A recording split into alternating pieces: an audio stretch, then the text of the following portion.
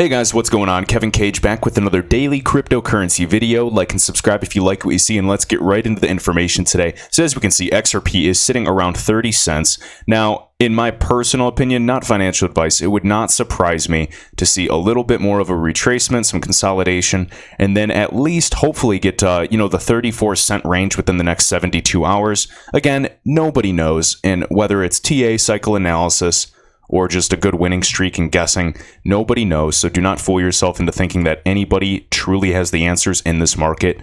I'm the first to say that I could be wrong. And at the end of the day, there's really a 50-50 chance. So, all right. So as we can see, though, 7 days, we're still up roughly 20% along with some other assets. I know Stellar had that massive pump, but then it did come down very, very quickly. So we'll see how sustainable this is. A lot of people are saying, oh, we're in alt season now. No, I tend to agree with Crypto Maniac. I am not, considering any of this an alt season until I see at least 10x gains with some of these lower cap coins. Now, one that I have seen that has, kind of been seeing some growth, 186% up in the past 7 days. You don't know how sustainable that is. Again, it has a use case. I have to dive into it more, but there's nothing like XRP. A lot of other people are trashing other projects. I'm not. I'm keeping to myself, 90% of my portfolio is XRP, and that's never going to change. I mean, unless I actually see something very, very, concerning, but I would let you guys know as well. Because at the end of the day, like many of you, of course, we're passionate about the technology and the space, but I'm here to make money, period. And I just want to be transparent. And I'm sure that's why you're here. You're looking for investment opportunities to get a return on your investment.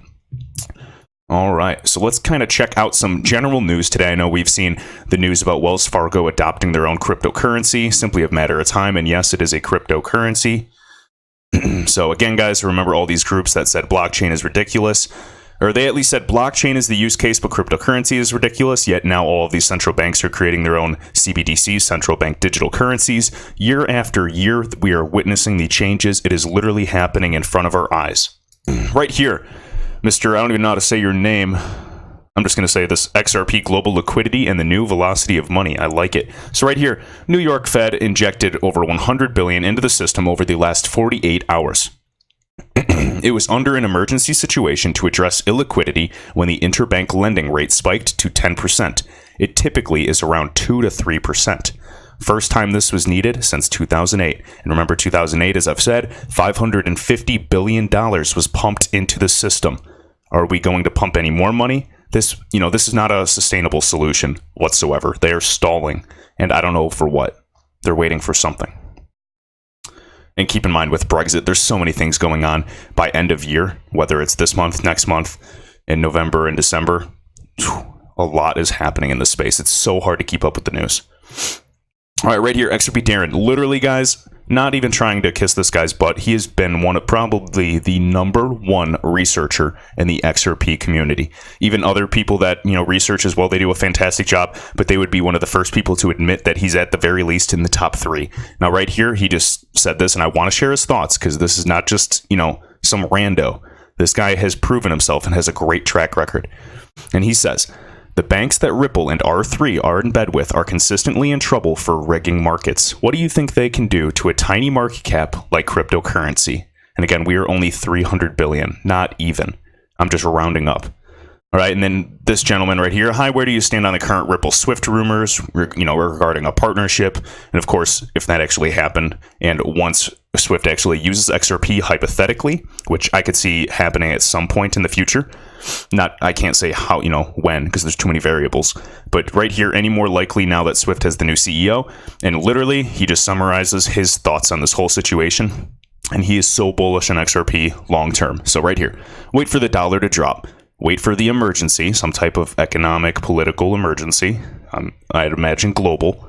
Everything will seamlessly turn on, kind of hinting at a flip of the switch, and we're invested in the next financial system. And, I just love that. I think that, whenever this potentially does happen, even if it does take a few years rather than 6 months, we're going to look back and just be like, wow. Because for the people that actually connected the dots, you realize this a lot sooner than others. And I know I'm just speaking high level right now, but I'm encouraging you guys to do your own research, and I can cover specific topics one thing at a time. But again, this would, take years to catch everyone up on. Maybe I can do like little 5-minute videos to go over it, but you guys that actually follow people, even the gentleman over at SPQR, like Jay and the other gentleman, They do some great research. King Solomon, you name it, guys. There's things happening. All right, right here, CZ Binance. Again, this is the CEO of the exchange Binance. He literally just, Fed right here just injected $53 billion into the banking system and announced up to $75 billion more on Wednesday morning. This is on the 18th. And then again, CZ just goes, you will be forced into crypto. There's no choice, just a matter of time. When things are happening like this, it's not like people are just going to go simply to precious metals as safe havens, because at the same time, there's still control. Cryptocurrency is vital and will play a role in this new financial system as we are shifting, because it is decentralized. When you own your own private keys and you can store them on an actual cold storage wallet, they are yours. Nobody can take them. The bank cannot repossess them. They are yours. This technology is completely revolutionary.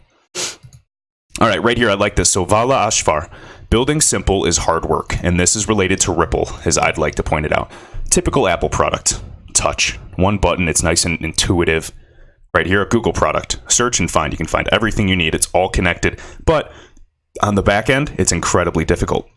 And then your company's application. Look at this. How complicated, messy, dirty. Sure, you have the information, but again, the user interface is not friendly. You can find what you need to do, but it takes time. Now, right here, it takes complexity to simplify and easy to use. So again, guys, Ripple is putting in the work on the back end, as we've already seen in that previous video. Recently, 2015, they're talking about the consumer-facing application. It was using Ripple Connect, which is not, I believe, in use today, but they were actually showing an interfacing with the XRP ledger and settling currency within like 5 seconds using XRP. Between fiat, bridging. This was all the way back in 15. I know, this came to be in like 2012. This has been in the works. This is not just some random ICO, some random coin that came up into some pump and dump scheme. That's a complete joke for people that say that. Anybody that is against XRP has not done their research, or they are overinvested in another project and they're scared to lose market share, or they are just hearing the typical FUD, fear, uncertainty, and doubt, that XRP or Ripple is a pump and dump scheme and that they are centralized and that they're, they don't have any excuses, because when you actually get down to the numbers and the actual facts, XRP is superior to any digital asset in the marketplace, period. XRP, for so many benefits, is superior to HBAR, Bitcoin, Cardano, any other project on CoinMarketCap. It is superior to the XRP ledger with Codius, with the interledger protocol. There's so many benefits, guys. Remember, even regarding interledger transactions, bridging ledgers along with any types of currencies, while other currencies, and this is a quote, while other cryptocurrencies do not possess inherent capabilities to scale unless a secondary helper application is layered on top of it, XRP's abilities are baked right into the protocol itself, supporting high reliability of processing and settlement certainty. This is used to settle. We are in the right place at the right time, and now it is simply a matter of waiting. Right here, Anthony Pompliano. Warren Buffett owns almost 10% of Wells Fargo, and we know that Wells Fargo actually just announced this. Wells Fargo is creating a dollar-backed digital currency. So now, Warren Buffett basically loves Bitcoin, right? No, of course not. But again, Buffett, he'll make plenty of money because his money's tied up in, all kinds of groups, and he is built into the infrastructure. So whatever products, ETFs, are built upon blockchain, even just various applications and uses, he will profit off of this technology as well. So I don't care if he hates Bitcoin, because at the end of the day, this type of technology is still making him money. All right, and actually I want to go back real quick. The Bearable Bull shared this, and I thought this was cool. So actually, Warren Buffett is involved with XRP. Just correcting him, see Berkshire Hathaway. And as we can see, I believe that's Jay right here from SPQR. Just in this video, if you have not seen it, go type in on YouTube right now, SPQR, and like XRP or, Vanguard or Swift. They have some great deep dive videos connecting the dots. As you can see here, SBI Holdings, R3 MUFG, which is literally the 5th largest bank in the world, BlackRock, one of the largest hedge funds, HSBC. These guys are Ripple partners right here, all right? And they're connecting Berkshire Hathaway to all of these guys. It was actually a really cool, you guys can argue and say, oh, I don't like conspiracy theories. Guys, this is just logic and connecting the dots. When you actually do, you'll realize it's all just one giant ecosystem. All right, right here, XRP Neo. XRP has no borders. XRP is therefore global liquidity. XRP is global globalization. Remember, as Chris Larson, executive chairman of Ripple, always says, we are actually seeing the final equation, or the final variable of globalization will be the Internet of Value. Okay, because again, we can send packages via Amazon very, very quickly. We can send goods. Our shipping is very, very efficient globally, whether it's freights and flying, you name it. We can actually get products pretty quickly. All right, now in terms of information and data, yes, we have email, we have texting, we have FaceTime, we have Messenger, all kinds of applications. But when it comes to interfacing and sending value, true value, I'm not talking using applications like PayPal, Venmo. I'm talking about settlement on the back end, the foundation of this whole hierarchy of value. We cannot. It takes days, if not weeks. That is insane. And it's very, the whole process is tedious. None of the protocols work together. There's different groups that have different messaging standards. There's no interoperability. And when all of this ties together, we will see the Internet of Value come into fruition. Right, and then right here, gentleman's just playing devil's advocate, which I like. And he says, okay, swap XRP with Ethereum or USDT. So just talking about, a stablecoin Tether or Ethereum. And again, Neo just points, again, XRP, 1,000 times more scalable than Bitcoin, 1,000 times faster, 1,000 times, much, much cheaper. I actually have to get the figure for how much cheaper it is, but you guys know it's significant. Again, ETH, in my opinion, is not scalable or fast enough, absolutely. And they're doing all kinds of changes to Ethereum. They better get that project back on track. I think if they do, it'll be, widely successful. But in terms of payments, XRP. All right, and then USDT has counterparty risk, and it's a stablecoin. I just wanted to pitch in here. Let me see where I pitched in. I just come in a little blunt, but I swear I'm a nice guy. So right here, I just said stablecoins are crap. They're not backed by anything. They are pegged to fiat, which is backed by nothing. There's no gold reserve. USDT should be called a pegged coin. And that's what I believe. And then Yeshua, USDT should have been banned as soon as they said they didn't have all the money. And that is another concern as well. Now, this gentleman, I'm just showing you this. Hopefully you're not annoyed. Swap it with Tron. If you're a Tron fan, that's fine. I'm not talking badly about Tron or any other altcoin. What I'm saying is XRP is king. So again, I said XRP uses proof of consensus, not proof of work or proof of stake like other blockchains. There's no comparison when it comes to solving the payments problem. XRP is the one. There's no question in my mind. So I encourage all of you guys to do your research, but I still wish other projects success. There's plenty of money in the world. And then there's the quote that I said earlier about ILP transactions. Next, Matthew Linney. This is another development, as we can see further adoption in terms of stablecoins, which I will refer to as pegged coins, because that should be the proper term. But hey, it's a steady process, especially for guys in banking and the financial industry. A lot of these guys are old timers. So, Swiss central banker. Stablecoins hold promise for widespread deployment. All right. Now Switzerland is getting their butt into gear. As we can see here, let's just see how their stance is on cryptocurrencies. Crypto tokens do not possess the characteristics of good money, which is typically stable over time. So that's how they're valuing what good money is. Even though their so-called good money cannot be transferred efficiently, and it's completely fraudulent. There's counterparty risk. They're always counterfeited. There's a huge inflation rate. There's plenty of issues in today's ecosystem and infrastructure. All right. Now they go on. Is broadly accepted and enables efficient payments. Given these parameters, it seems unlikely that crypto tokens will be widely used as money in Switzerland. And then right here, stablecoins present many regulatory challenges, which in turn require close cooperation between the various authorities.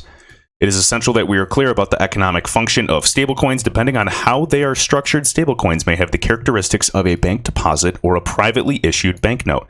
This would be the case for the Swiss franc stablecoin. Were it to be used widely for cashless payments or as a store of value, as it would effectively become a substitute for Swiss franc bank deposits. All right, and then lastly, I just want to see this. Stablecoins present, I've already said that. And then, okay, stablecoins, this is what they believe, are backed by real assets, which I call BS. Real assets, how do you determine that? And represent and could reach mainstream acceptance. At the same time, guys, this is just consensus. This is a social construct believing that fiat actually has value. It's because, the market says so. So eventually, if the market switches and we all, as humans, reach consensus in a social construct and say that cryptocurrency has inherent value as well, it does. Does it have intrinsic value? That is up to you. All right. Right here, Matthew Linney again, digital asset banking. I just really like this diagram. And again, he has the link Digital asset banking, securely issue, store, trade, and manage digital assets. So talking about custodying and storing them, talking about a brokerage, talking about tokenization. And remember the keyword I always say, I'm sure you're sick of it, asset fractionalization. Go on R3's website, type in asset fractionalization, read that article about the benefits of tokenizing not only, the equities industry, securities industry, you name it. It's simply a matter of time. There's so many benefits that come with this, along with a lot faster settlement. Now, asset management, credit, of course, and then just imagine loans and microloans that we've discussed with XRP ecosystem and the developments there, which is awesome to see products being built for that to help really, the third world and unbanked populations. And then B2B banking services. Right here, XRP coin news. I like this. So as we talked about Sibos, which is Swift's huge financial conference coming up on the 23rd to 26th, we know Ripple's going to be there. We know R3 will be discussing. We know that also Swift GPI will be, discussing that product and platform.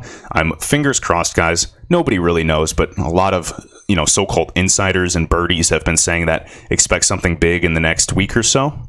We'll see. All right. And again, right here, Ripple Sibos conference. And this is just a quote. We're talking about a horse and buggy and asking, can we make it go faster? Talking about the current payment system today. Well, sure we can, but how about we just make it a Ferrari? I love that. All right, right here, XRP Neo again. Why do you think Bob Way, and Bob Way was one of the first Ripple, literally, I believe, one of the first 5 Ripple employees. Haven't heard from him in a long, long time, though. I miss that guy. And focused on atomic settlement between central banks. And remember, I've made that video in the past. And feel free to just check the cryptocurrency playlist. So if this would not be a focus for Ripple, then why would he mention it and discuss it that much? Agreed. Why would he talk about atomic settlements between banks? And add the fact that Ripple works with 40 to 50 central banks. And yes, guys, this is not speculation. This is factual. I'm trying to sound really boring, so you believe me. Literally, straight from the horse's mouth, Ripple's employees have said, like on various videos, online, on TV, we are actively working with 40 to 50 central banks. I believe Nevin Gupta said it. I believe even Monica Long and Delatine, they also said that they're also working with, a large number of governments as well. All right. And then right here, Lionel comes in kind of being a little funny, facetious, talking, making fun of Bitcoin. What's this, McDonald's? Because they're questioning if Ripple's legitimate or not. And again, yes, the company is in contact with central banks, the IMF, the World Bank, BIS, you name it. And as you can see here, Mr. Brad Garlinghouse, CEO of Ripple, to no surprise, sitting, right next to Christine Lagarde. Again, now she will be the ECB president, former director of the International Monetary Fund. We have the chairman, Saudi Arabian Monetary Authority, chief executive, Hong Kong Monetary Authority, and then the director of monetary markets at the IMF. He's sitting with key players that literally are movers and shakers of the industry. You don't see Vitalik or, some other key players sitting right here talking about payments. Now, don't get me wrong. I think Ethereum, potentially Tron, Cardano, any of these projects in due time, they could be wildly successful with smart contract application and, their niche markets that they're going after. But I'm just arguing I am so bullish on XRP forever because they are attacking the payments problem in terms of global settlement and acting as a form of on-demand global liquidity for all. There's a method to the madness. They've had this strategy in place for a long time. And if, everyday retail investors like you and I don't see that opportunity, that's fine. It's happening with or without us. But I'm spreading this information. I'm actively getting, people in the XRP community are smart after they've been here for a while. At first, a lot of people are full of hype, but when you develop an understanding and you look on the technology, you look at the partnerships, you see their actual roadmap and the developments every day.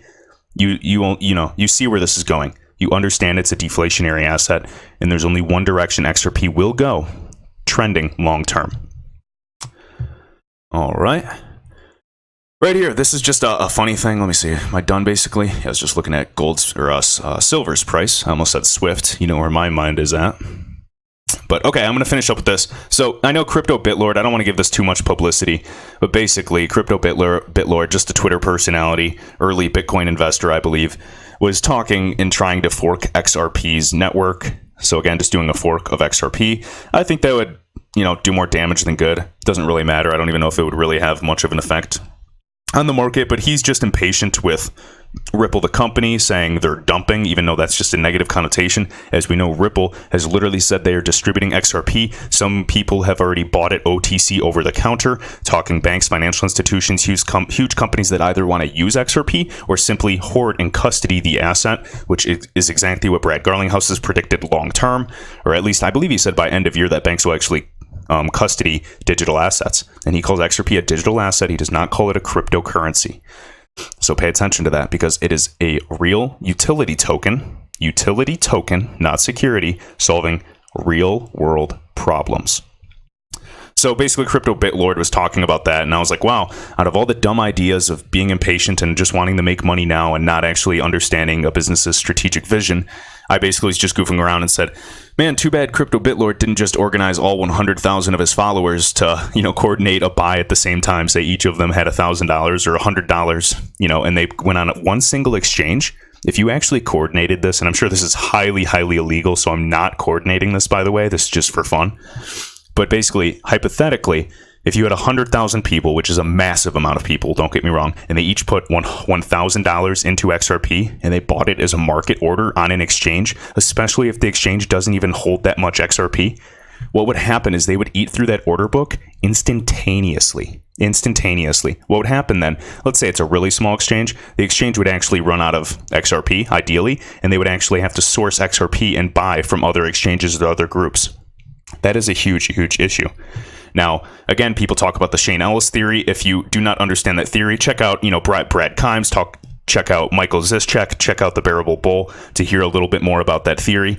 To me, it holds water, but I'm not going to be banking on the concept or idea that XRP will be $1,000 overnight, because I don't think that's healthy for an expectation for my investment. So I'm basing it off of utility. I want utility to drive my price action in terms of XRP long term, because I believe if you are looking forward, just like in 2018, everyone believed that XRP was going to be $589 by end of year. I think it destroyed a lot of people. I think it did more harm than good. So just wanted to share that. And so again, really quick, the Shane Ellis theory though, and I was just goofing around here, $100 million market buy order would absolutely do the trick. So let's just look at this. This is kind of a snippet of Shane Ellis. And one of his things was, for example, the Bittrex order book, and this was back when there wasn't as many on-ramps. The barriers to entry were a lot smaller for XRP, so there was not as much money in the market.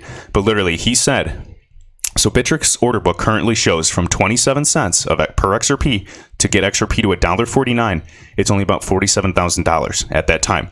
So through the XRP fiat pairing, which is the same channel that will be used, which is what they believe, simply transacting that 47,000 will instantly push the price of XRP to $1.49. Now, guys, that might sound goofy to you, but hypothetically, that actually, or theoretically, logically, it makes sense. Now, again, 27 cents when XRP was valued at that when he made this last year to $25 would only require about $3.6 million. You can see, and then again, $25. Look, all the way to $100. So total, to get XRP from 27 cents to the actual $100 per token, hypothetically, you would actually only need to transact about $3.7 million at this point, and it would instantly push the price of XRP to $100. Now, what happens is when XRP is trading at $100 on a single exchange, Bittrex, people are going to start arbitrage immediately. All these trading bots and automation are going to be buying XRP from Coinbase, Binance, any other exchange you can think of, sending it as soon as possible to Bittrex and selling it for $100.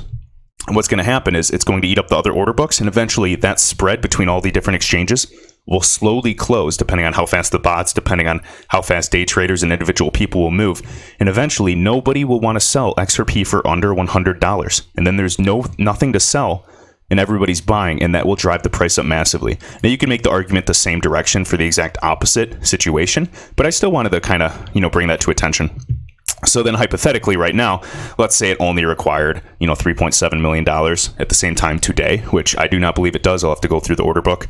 But at this time, let's just goof around and say, if we had 5,000 XRP investors, say 5,000 people that watch my video, and of 3.7 million, transacted total, so 3.7 million divided by, so that's dollars, divided by the 5,000 people, each would purchase about $740 worth of XRP on a single exchange of our choice, ideally one that's a little smaller and has, you know, a smaller amount of XRP. And that could hypothetically, as long as their market buys coordinated at the same time, drive the price up substantially.